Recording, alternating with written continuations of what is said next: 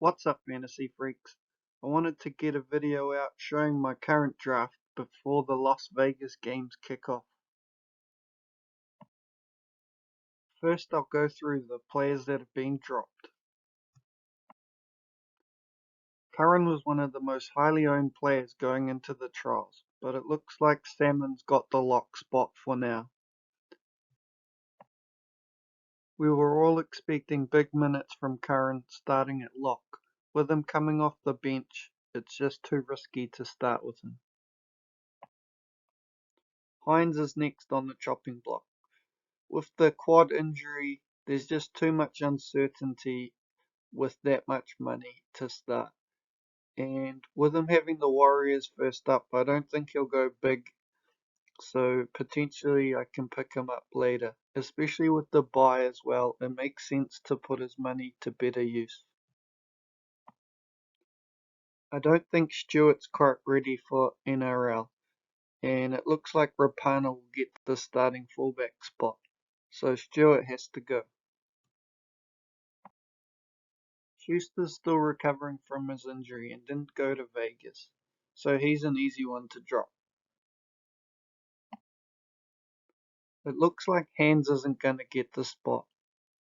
He started the first trial when the Eels named the weak team, and he came off the bench in the second trial when they named their strongest team. There's been no sign of Latu Fino in the trials, so he's an easy one to drop.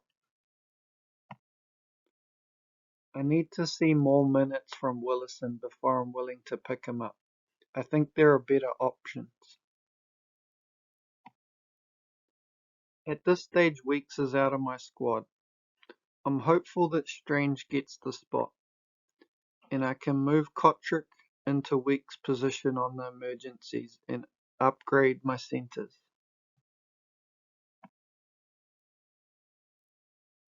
Curran's replacement is Flegler. He averaged 45 and 54 minutes for his last three, and moving from the Broncos to the Dolphins so that he can get a bigger role. And now with Tim Gilbert getting ruled out with an ACL injury, Flegler looks like a great option. Hines' replacement is Hutchison.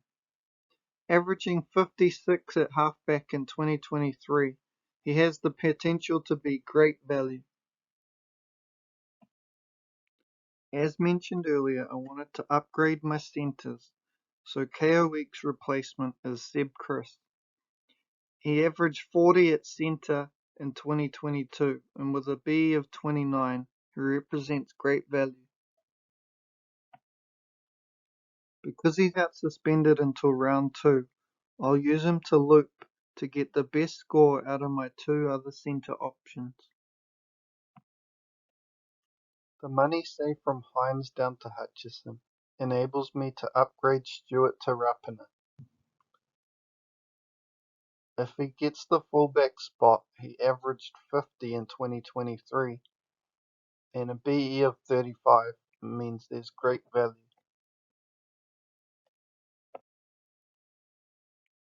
I've upgraded Schuster to Lukey.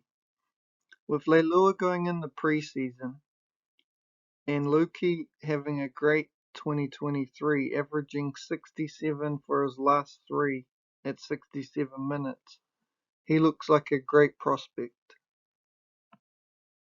I've swapped Hands to Lussick, but neither of them will be an option if they are both named next week.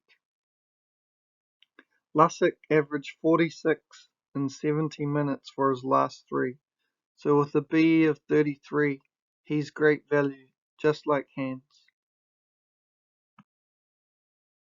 Salmon comes into the team out of the blue, getting the lock spot. He looks like great value, averaging 38 and 65 minutes in 2023 with a BE of 21. I think everyone has to have him. And the last new addition to the team is Ben Trbojevic. He's got starting edge spot and he's 250k, so he has to be in the team. And by looping him, even if he scores poorly, at least get another option in Kotrick. His numbers don't look that great, and I'm not sure how many minutes he'll get, but surely he'll beat his BE of 18. As you can see from my team structure, it's better to go with mid-rangers and cheapies. If you have too many guns, you're just locking up too much cash in players that don't have much room to grow in value. I've just got the 3 guns to start the season, with Cleary, Haas and Ponga. I've chosen to spread the money from Hines to get more value into my team so that I can get more guns later on in the season. The squad looks very strong, but it is heavily reliant on the Raiders team list next week being named the way I want it, and also with Lussick being named with no hands on the bench. As with every year, centre is the position causing me the most headaches. I don't like the look of Trbojevic long term, with Schuster ready to come back, and Kotrick as well has poor job security, and then Strange might not even get his spot either, so it's looking very dicey. And my best option, I think, is to remove Cotter and go up to Penasini. With Salmon and Hughes and Totola, I've got plenty of mid cover and value, so I don't need Cotter. In my opinion, Wong is the better pick between him and Tupanua. I think he has better job security. Him and Joey Manu were on the bench together for one of the trials, and we know Manu has no problem with job security, and I think Wong is on the same lines.